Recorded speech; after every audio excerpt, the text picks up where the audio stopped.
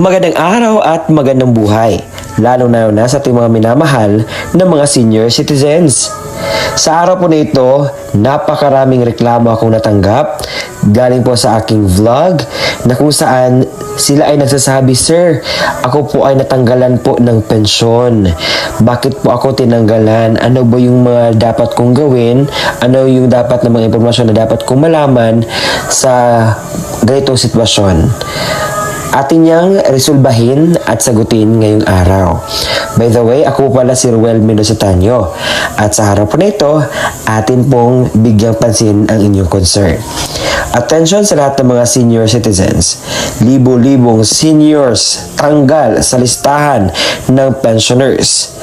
Ano ang mga dahilan sa pagkatanggal? Ito ang dapat gawin para hindi ka matanggal sa listahan ng mga kukuha ng pensyon. Inaanyayahan kita na tapusin mo ang video na ito hanggang sa dulo nang sa gayon makuha mo ang punto ng video kong ito. At kung ikaw ay bago pa lang sa aking YouTube channel at gusto mo ang ganitong content na pinag-uusapan ang payout ng ating mga senior citizens, mga balita patungkol sa ating mga senior citizens at iba pang mga bagay na related po sa ating mga senior citizens, ay subscribe mo na ang aking YouTube channel dahil araw-araw po ako nagbabalita ng mga importante at informatibo na mga contents para naman po sa inyo dahil gusto ko pong masagutan, mabigyan at ma-inform kayo about sa mga bagay.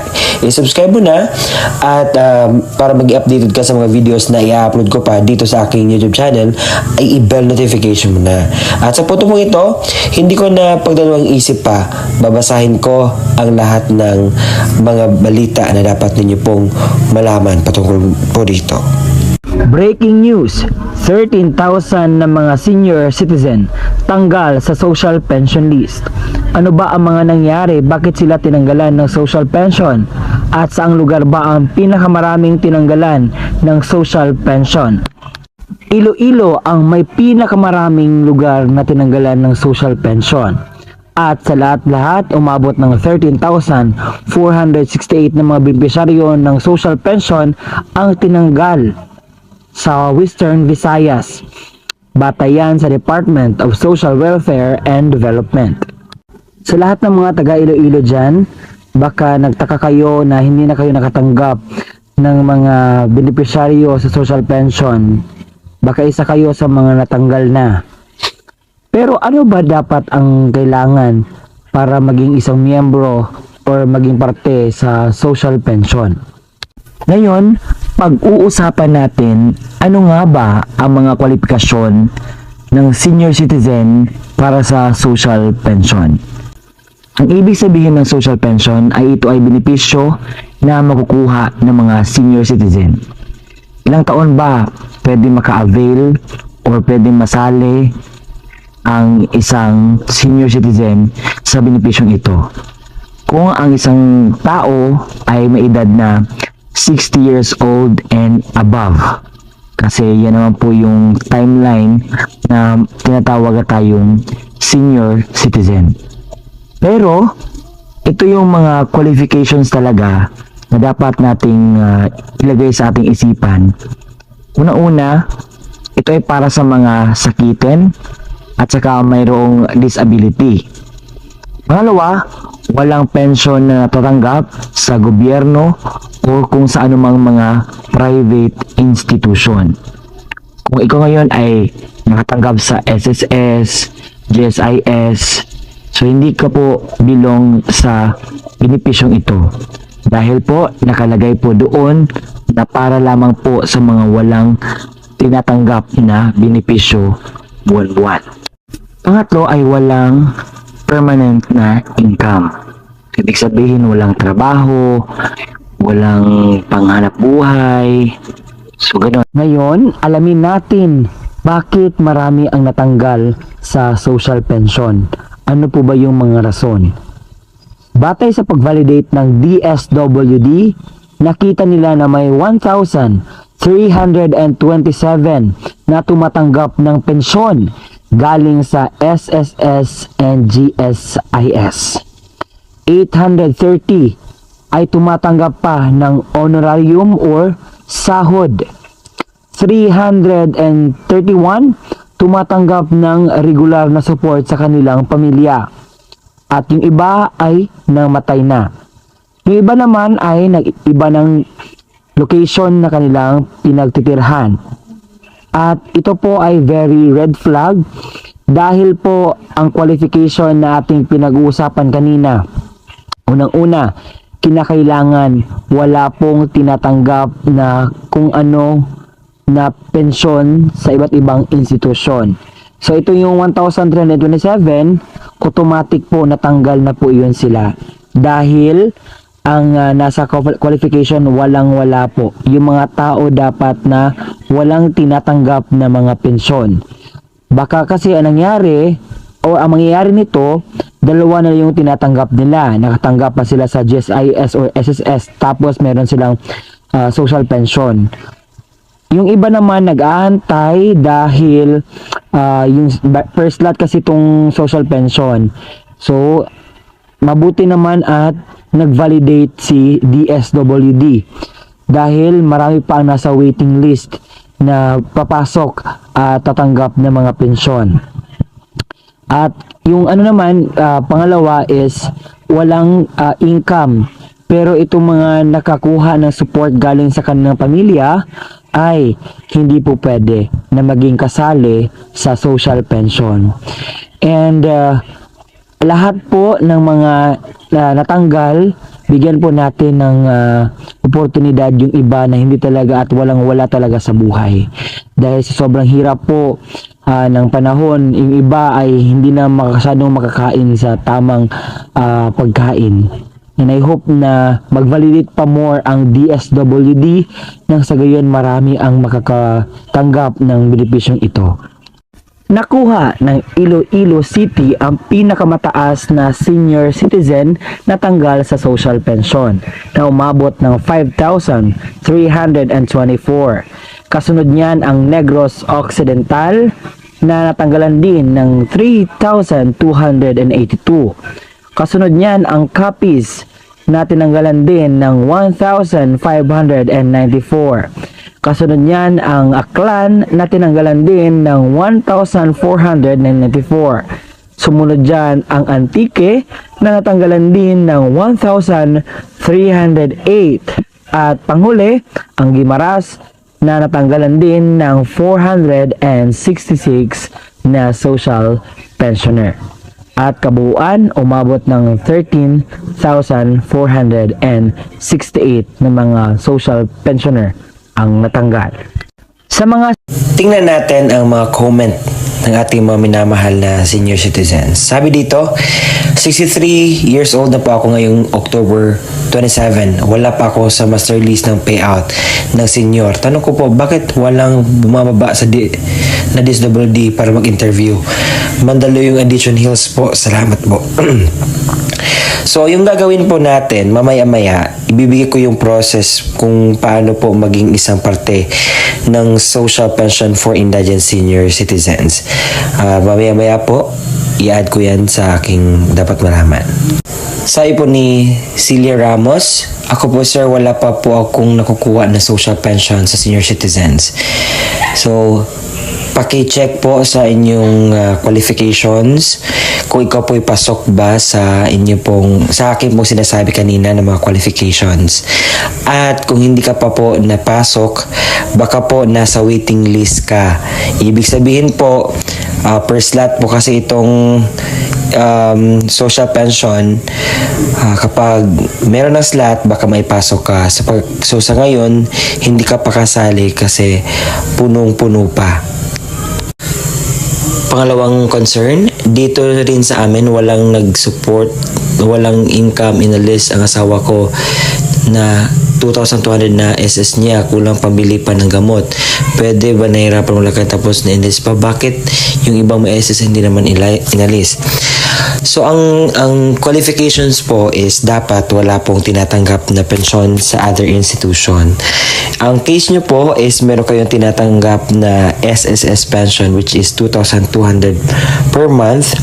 And in that case po, hindi na po kayo qualified.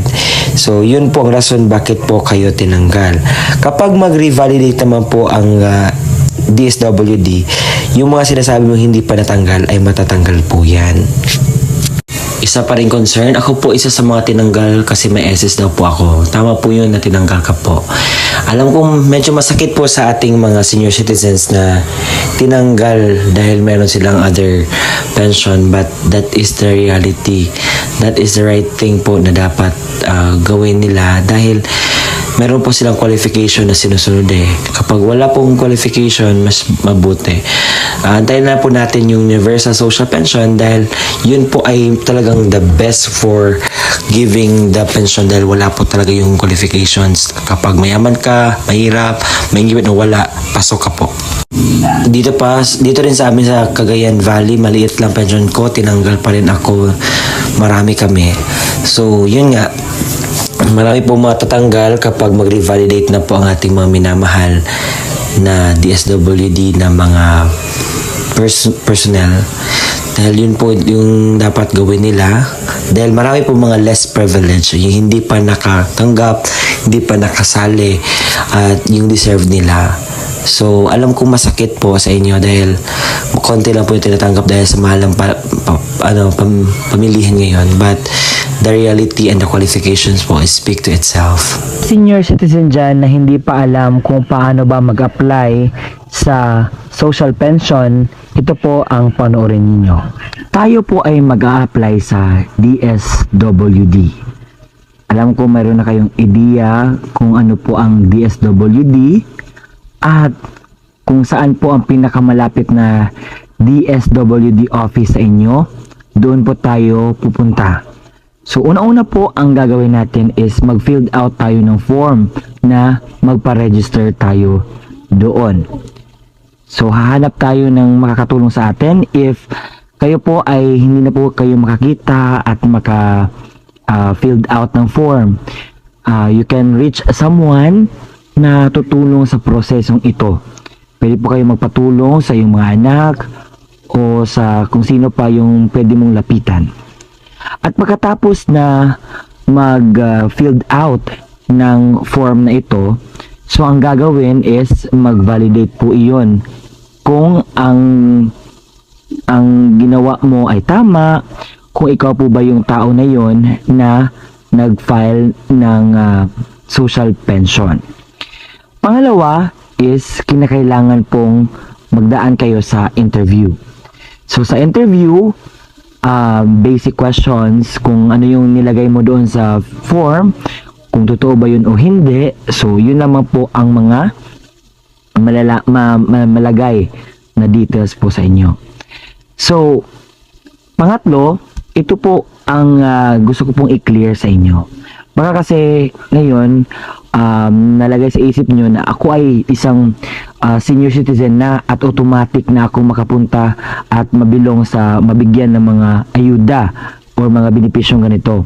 So, you need to do the process po. Magpa-register po muna para malagay po yung pangalan po natin. At take note na ang social pension po ay meron lamang pong slot or meron pong mga indicated mga ilang slot na po para dyan dahil punong-puno na po ang social pension na benefits. Napakarami na pong nakapag-apply at mga kwalipikado, mga beneficiaries sa social pension. Kaya, ang gagawin natin, kinakailangan tayong mag-antay ng ilang months, years before tayo makapasok sa social pension. Kaya, maraming mga nasa waiting list. So, kung mabakante yung isang slot, so, meron isa naman ang ipasok. So, hindi ibig sabihin po na pasok na kayo sa qualifications ay makakapasok po kayo kaagad. Hindi po ganun. Kinakailangan pa po na mag-antay tayo na mayroong slot na ma-open para naman tayo na maka-avail sa benepisyong ito. Alam kong napakarami pa ang hindi miyembro sa social pension and I hope na mabakante yung iba para naman mas makatanggap kayo ng benepisyo. Ngayon naman pag-uusapan natin magkano ba ang matatanggap sa mga beneficiaries ng social pension. So, enacted in July 2022, ang dating 500 pesos po dinoble at naging 1,000 pesos na po ito ngayon. At saka laking tulong na po yan sa mga senior citizen kasi po ang mga senior citizen meron na po ng mga maintenance at they really need this help na galing po sa kung saan man galing. Baka kayo ay magtatanong kung kailan nga ba ang payout nito. Nung dati, every quarter. Ngayon po, ginawang every 6 months na po before mag-payout. At yun nga, yung bago palang payout is nakatanggap yung mga senior citizen na mga beneficiaries ng 6,000 pesos. So it might be, ang kasunod po niyan is mga November po ang kasunod na payout ng mga social pension na beneficiaries. So sa ngayon is every 6 months po ang payout. Pero yung iba gusto nila na maging quarterly na lamang ang payout nila para siguro medyo matagal-tagal ang 6 months to. Pero okay siguro na maging ano na lang, every quarter na lang talaga. So according sa isang dito si Gatchalian na parang ibalik talaga sa quarterly. Akala nyo nakalimutan ko yung requirements sa pag-apply? Hindi po. So ang una nyong gagawin is pumunta po kayo dapat pala sa OSCA or kung saan po ang pinakamalapit na OSCA office sa inyo para sa pagpa-register doon kung ikaw po ay isang senior citizen na. So, ang dadalhin niyo po doon is senior citizen ID or kahit anong mga valid ID na naka-indicate po doon ang araw ng iyong kapanganakan. Pangalawa po is birth certificate. Napaka-importante po. At yung sinasabi ko kanina, yung pag-filled out ng social pension application form. At kapag may bakante po o may slot po na may bigay sa inyo, yun po, napakalaking tulong na po yun sa atin. At ngayon meron nga yung Universal Social Pension, mas mabuti nga yun.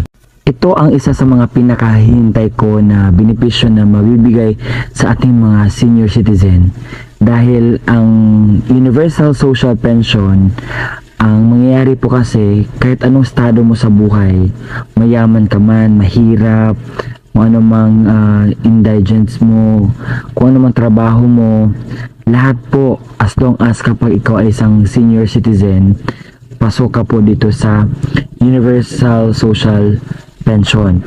Pero as of this moment, hindi pa natin malalaman kung kailan po ito.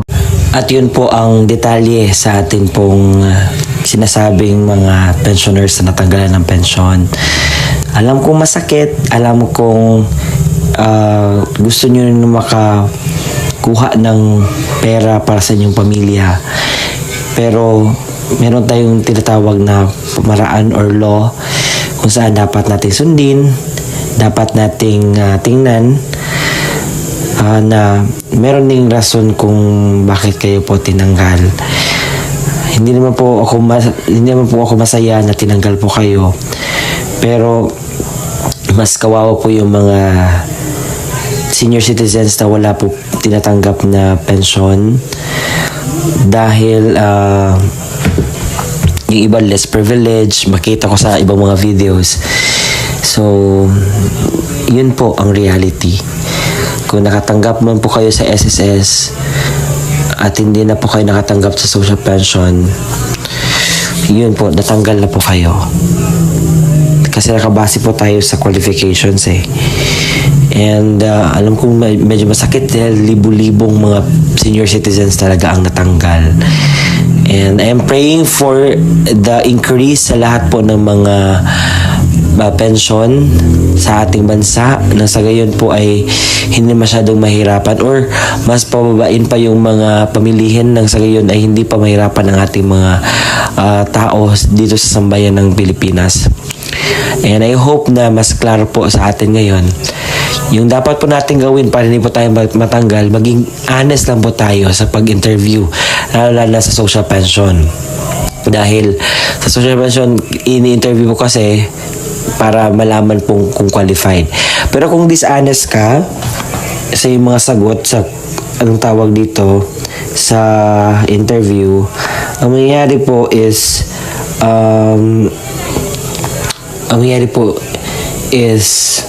pagdating sa darating panahon, mag-revalidation, kayo rin po ang aanis sa inyong ginagawa. And this is it po, yun lang aking masasabi. Medyo sad pa ako sa mga natanggal, pero I know that there's a law. Hanggang sa muli po, bye-bye.